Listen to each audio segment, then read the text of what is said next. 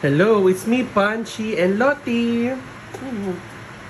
Ayan, alright. So today, I'm super happy because finally, na bulaklak na rin, nag-open na rin yung bulaklak ng ating Olivia Rose Austin. So, lika labas na tayo. Tignan natin siya. Hi, Dorothy! Ayan. Ay, sobrang liwanag. Nakakaloka. Dito na tayo sa labas. Ayan, pakita ko na siya. Di ko makita yung masyado maliwanag. Ayan. Ito, so nandito yung pa-okay. Dito yung pa-okay natin. Ang bilis, ang sipag niya ito mamulaklak. So ito na si Olivia Rose Austin. Ayan, ito na siya. Tadan! Ito yung itsura ng bulaklak niya the following day. Kahapon, nag-open na siya, konti lang. Ay! Ganito yung itsura ng bloom niya kahapon. May uod, Bay, mga uod niya.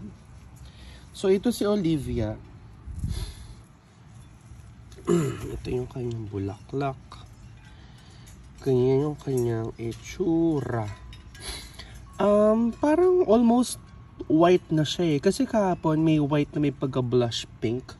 Pero ngayon, ganito na yung itsura niya. Ayan. Parang sabog na rin yung itsura niya. Kahapon okay pa itsura nito eh. Katulad ng pa okay, sabog rin siya. Kasi baby pa sila. Ayan. Si Olivia. Tinatin yung sa ilalim. Ganyan itsura niya sa ilalim. Ayan. Ayan. Ganyan itsura niya. Di ba siya cute, no? Parang, oh my God, what the hell? Ba't ganito yung itsura niya? Ayan.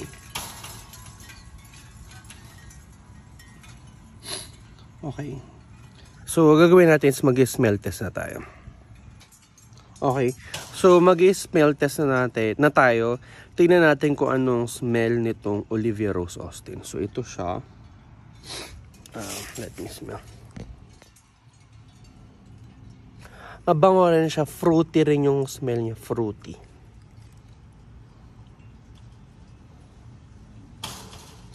Fruity siya na may amoy rose. Ganun ang peg niya.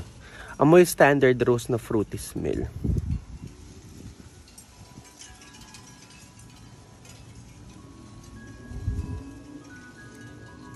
Yeah, mabango siya. Mabango siya. So, gupitin na natin siya at ipasok na natin sa loob. May pusang nakawala. Ayan, so ito na siya. Ito na si Olivia. Pasok na natin. Mabango siya. Amoy fruity na. Amoy rose rin na standard. Yeah, I like it. Pero yung itsura niya, underwhelming. Underwhelming yung itsura niya. Uy, Dorothy, pasok na anak. Pasok. Pasok.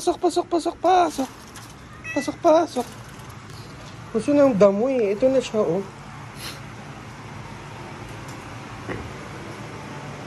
Nabango siya. Amoy standard rose siya na fruity smell. So, ilagay na natin siya doon. Ito si Desdemona, Mas pa okay.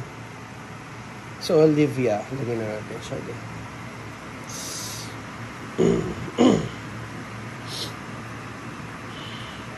So, 1, 2, 3, 4.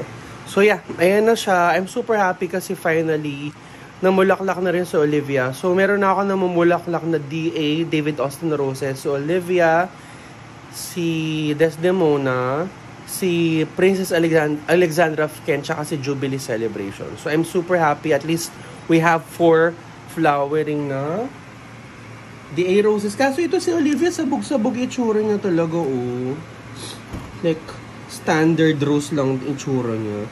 Si Desdemona, as you can see, chalice shape ba siya or cup shape? Pero si Olivia, para sila ni pa-okay para silang sabog. Ganun. Ayan. So, thank you so much guys for watching and I love you. Bye-bye.